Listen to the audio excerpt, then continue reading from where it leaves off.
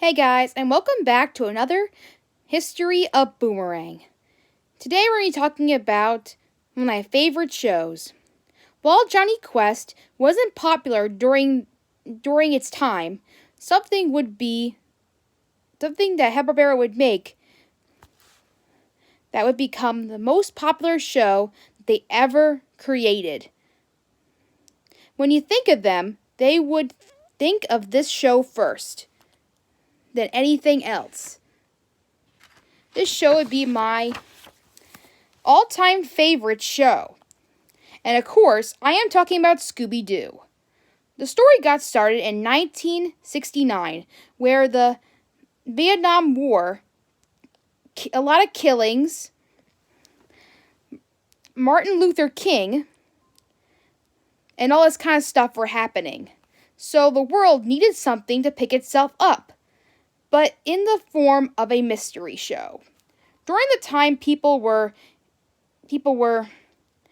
interested in good versus evil, so Scooby-Doo would go for a new direction.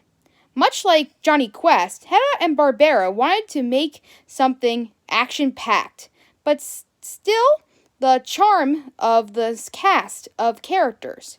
With this, Hanna-Barbera stayed doing the kind of business, just like to keep with the times for Johnny Quest, with action-packed stuff.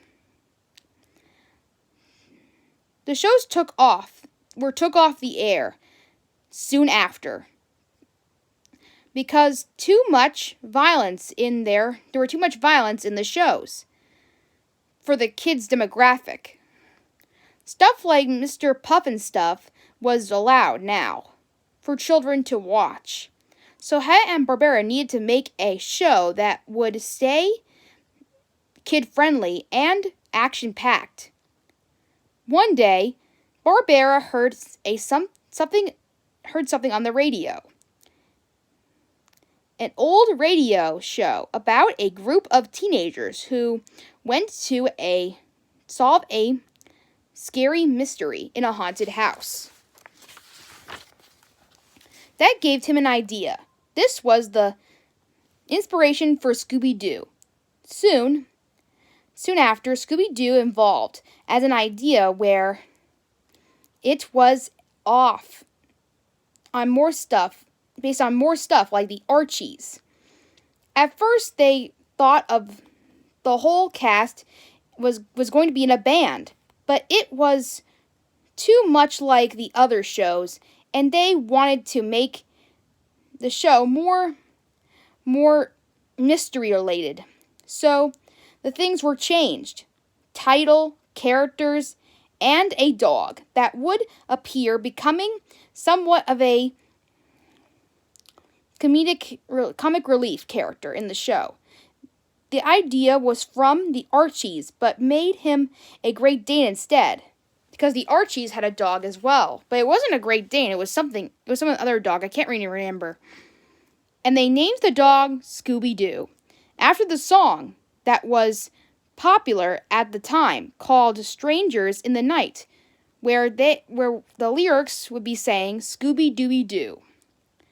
The characters went through a lot of changes, so having different names, designs, and more. Even the title was almost called "Who's So Scared?" It kind of rolls off the tongue a little bit when you say it. And can you imagine saying that 10 times fast? So, it changed to Scooby-Doo, Where Are You? The show premiered on CBS and quickly became popular after the first episode. Throughout, the show had a sort of a dynamic with the show. Fun, like certain things, like catchphrases like Jinkies, and many more. Scooby and Shaggy running away, clues, traps, and unmasking the villain at the end. Each character had their own personality to tell them each by. Fred was the leader. and decided what to do and everything. Daphne was the talented, stylish damsel in distress. Velma was the smart and finding clues character. And Shaggy and Scooby were the comic reliefs. And they would eat a lot too. And use the running joke with Scooby snacks all the time. Years later, Scooby had reboots, too many to date, of many shows and movies. And it grew and grew. And who knows, maybe we'll see them in another mystery. We'll see the Mystery Inc. in more stuff very soon. And that is the history of Scooby Doo. Sorry it's very short, but there was not much to say about this show. All I gotta say is the show is actually pretty awesome, and it stands out. This show became very successful during its time, and it is still successful today. So, while this show is short, I like to say that this is a very enjoyable episode, for it shows what a successful show can really become. I really enjoyed making this because I really love this show, and I hope you guys like it too. I'll see you next time.